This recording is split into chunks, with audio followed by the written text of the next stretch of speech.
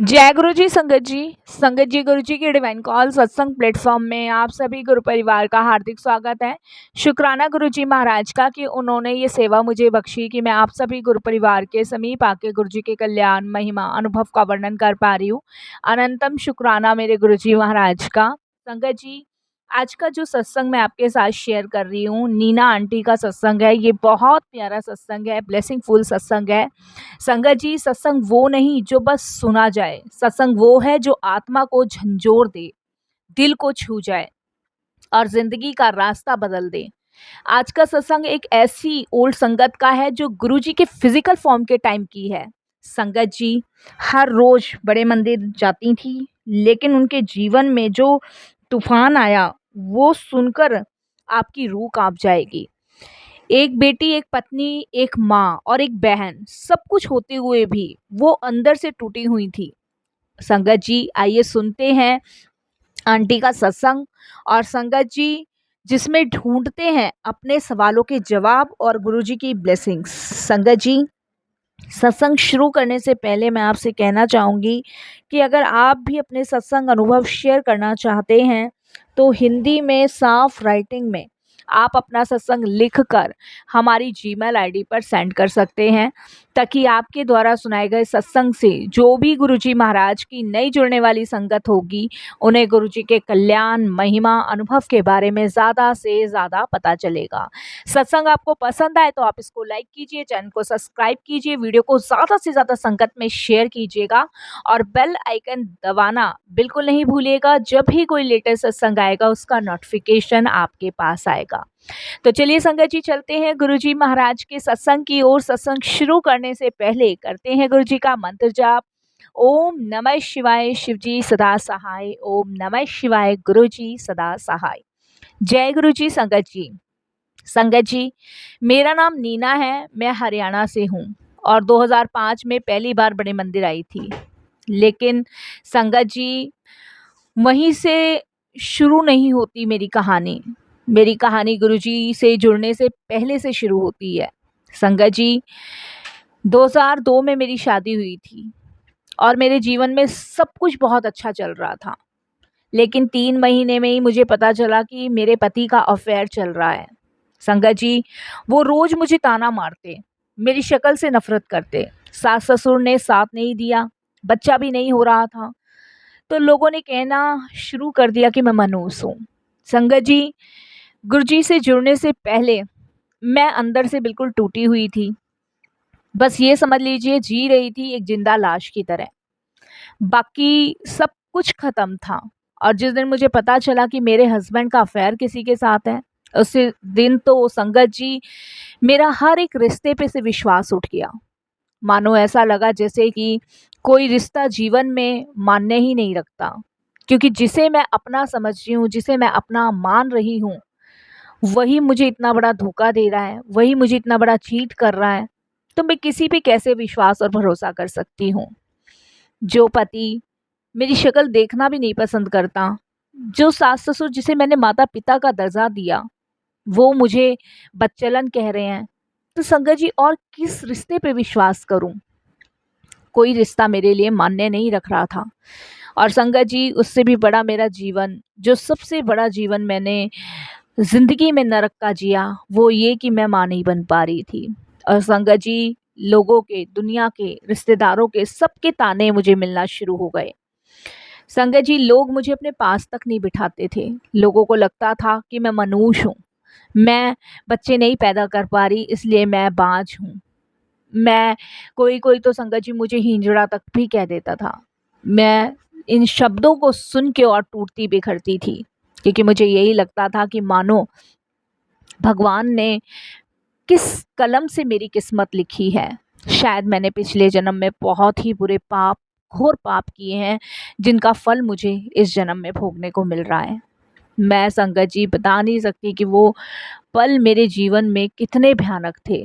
लेकिन वो कहते हैं ना कि हर एक अंधेरे के बाद एक रोशनी की किरण ज़रूर आती है। और वो रोशनी की किरण लेकर मेरे गुरुजी मेरे पास आए, जिन्हें हम सभी महाशिव के नाम से जानते हैं।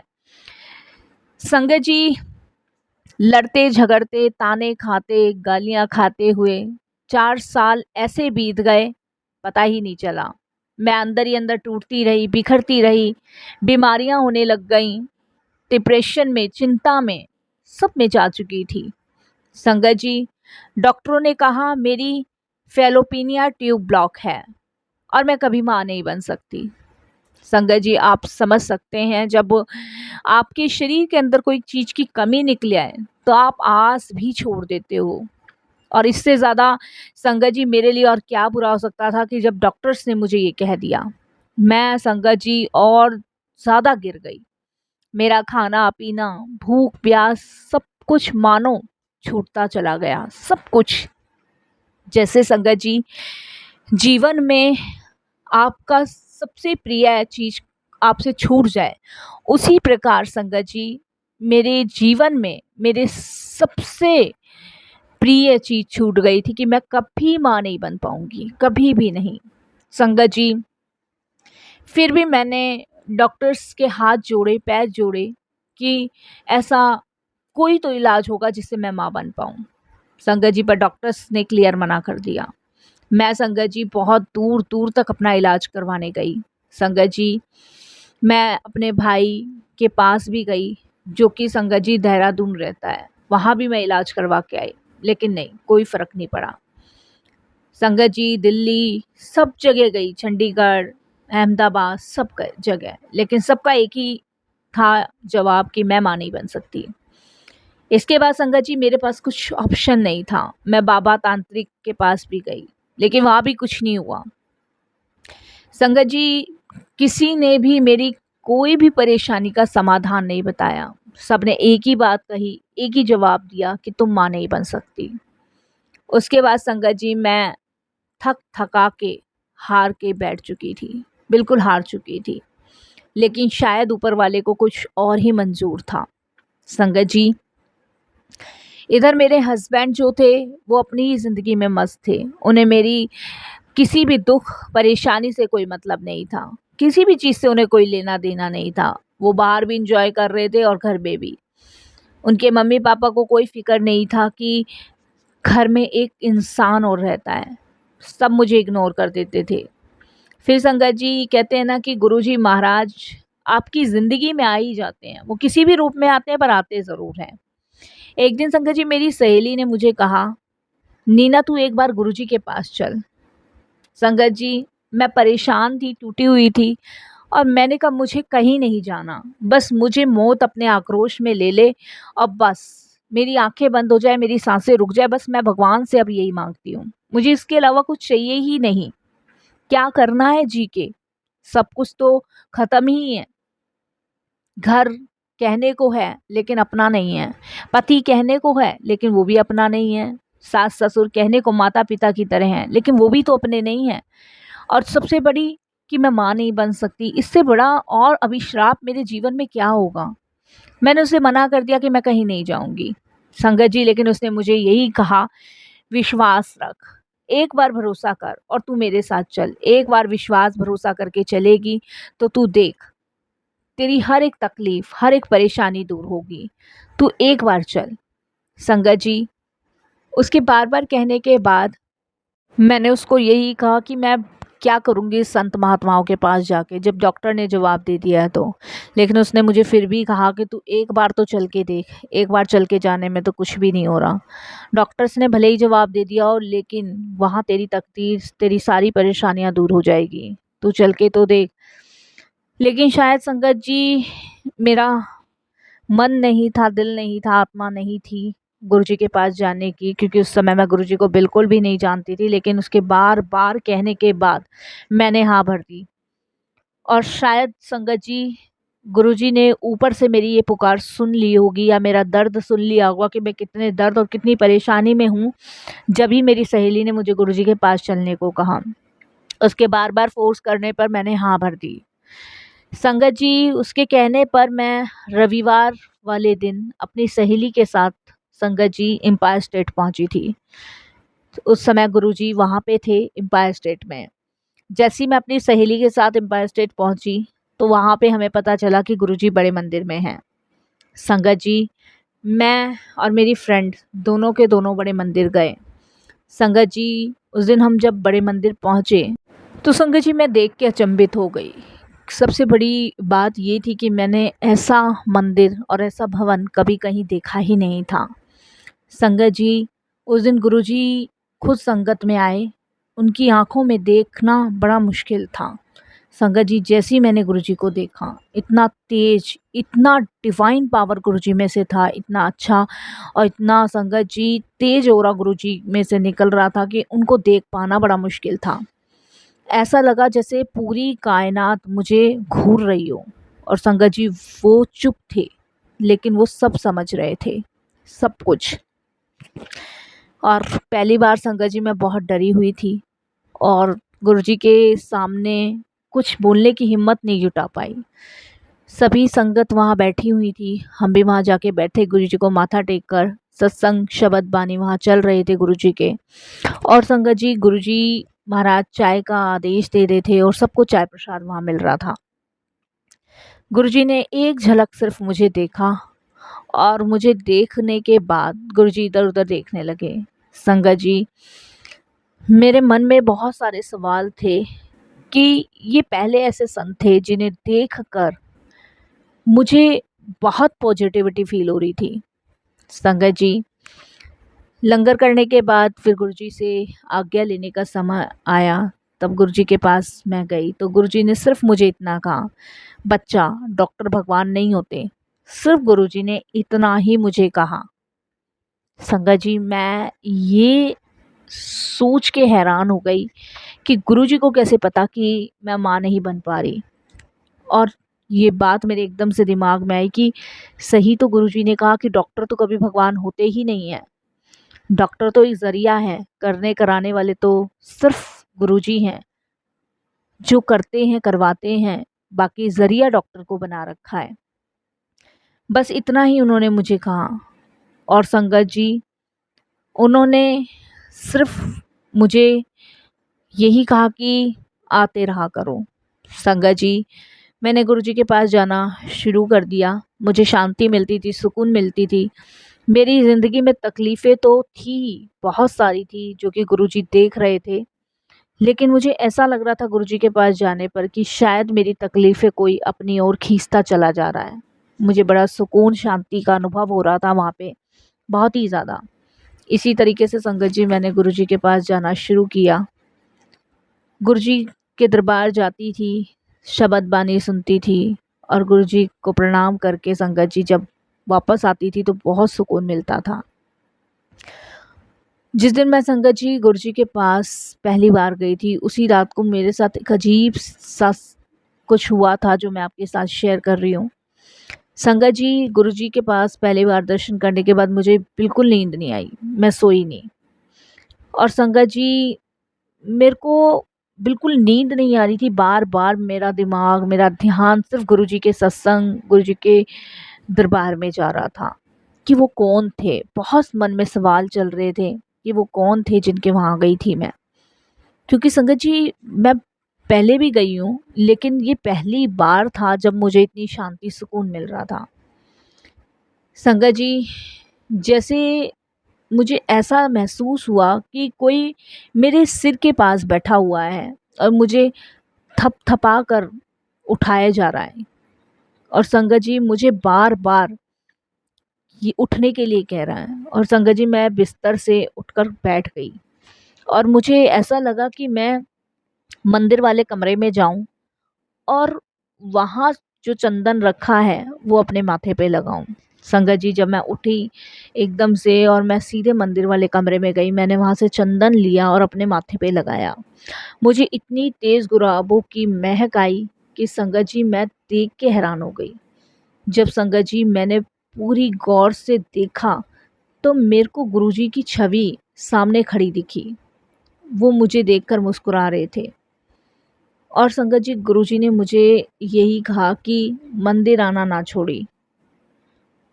ये गुरुजी ने मुझे शब्द कहे। और संगत जी, ये सुनकर मैं एकदम से डर गई। सुबह उठी, लेकिन मेरे मन के अंदर बहुत शांति थी। जीवन तो अस्त व्यस्त पड़ा ही था। मैंने अपनी फ्रेंड को सारा कुछ बताया कि मेरे साथ रात को अजीब सा कुछ हुआ उसने मुझे यही कहा कि देख गुरुजी ने तुझे ब्लेस कर दिया है, तो अब तेरी सारी तकलीफ़ें दूर हो जाएगी। संगत जी, मैंने गुरुजी के पास जाना तो रोज़ शुरू कर दिया था। फिर गुरुजी महाराज ने मुझे 3 हफ़्ते बाद आने के लिए कहा। जब मैं मंदिर गई तो गुरुजी ने दूर से मुझे देखकर हाथ उठाया और एकदम से बोले, बधाई हो आंटी, ओ तेरा बेटा आ गया। संगत जी, वहाँ जितनी भी संगत बैठी हुई थी वो सब हंसने लग गई, सब हंसने लग गई और ये सोचकर मैं रोने लगी। मेरी सबसे बड़ी बेवकूफ़ी ये थी कि मुझे ये लगा कि शायद सब मेरा मजाक उड़ा रहे हैं, लेकिन ऐसा नहीं था। गुरुजी का हर कहा हुआ वचन बिल्कुल सत्य सिद्ध साबित हो रहा था।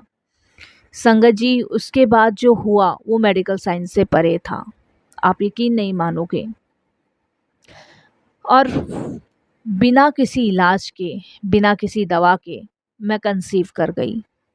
संगत जी, जब मैं कंसीव कर गई, जिस दिन मैं प्रेग्नेंट थी उससे 2 दिन पहले मेरी तबीयत बहुत ज़्यादा ख़राब हुई। मुझे लगा कि शायद चिंता, डिप्रेशन के कारण और मुझे ये सब हुआ है।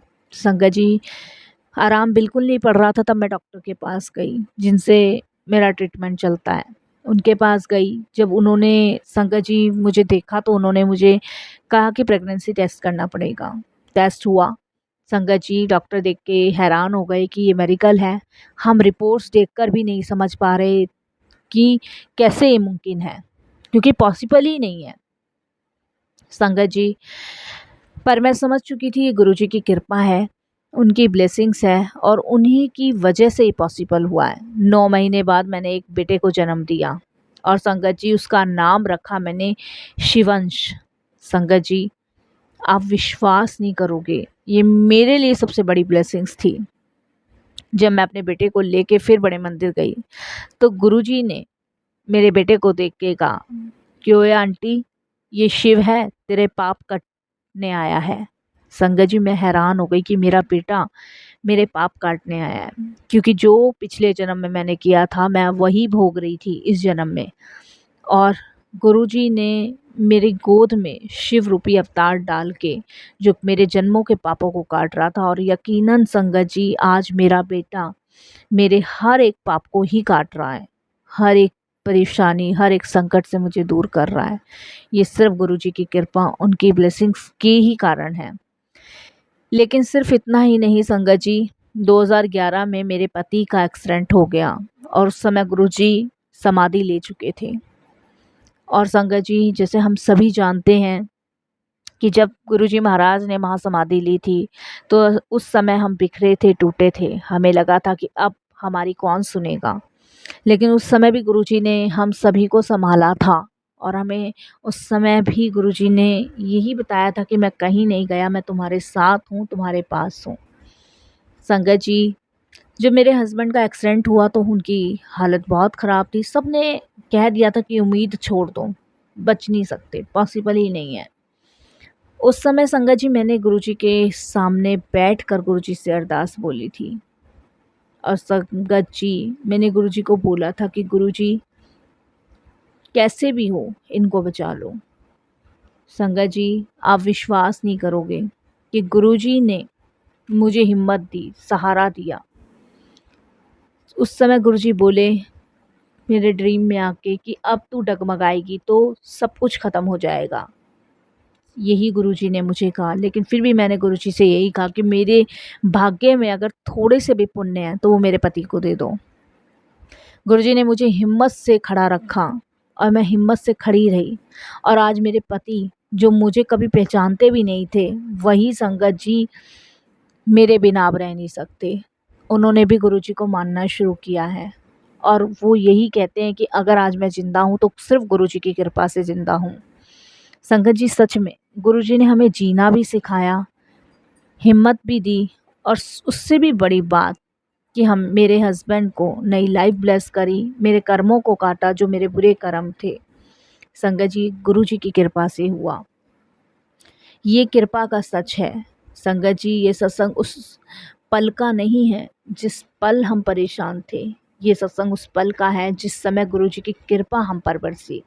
हर उस इंसान का है जो टूट चुका है, हार चुका है और जिसने अपनी सांसों की डोर किसी बाबा, किसी डॉक्टर या किसी रिश्तेदार से नहीं बांध रखी, गुरुजी से बांध रखी है। टोटल सरेंडर, टोटल समर्पण कर दो। उसके बाद आप देखो कि आपके जीवन में कैसे चमत्कार होने शुरू होते हैं। संगत जी, हम कभी कभी ये भूल जाते हैं कि हम अपने ही कर्मों को भोग रहे हैं और अपने कर्मों का भुगतान करने के लिए हमें हर बार एक नया जन्म लेना पड़ता है। वो किसी भी रूप में हो सकता है।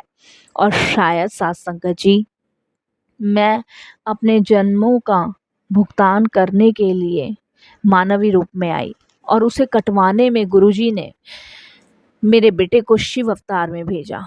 यकीनन संगत जी, गुरुजी ने कहा है कि अब तेरे जीवन में जो भी कष्ट होंगे वो तेरा बेटा काटेगा। तो कहते हैं ना कि गुरुजी महाराज जो हैं सदैव आपके साथ है, सदैव आप पे कृपा बरसाए रखते हैं, सदैव आपका भला ही चाहते हैं, आप मानो या ना मानो। संगत जी, जब आप विश्वास करते हो ना गुरुजी पे, तब आप अपने वश में नहीं होते, तब आप गुरुजी के वश में होते हो।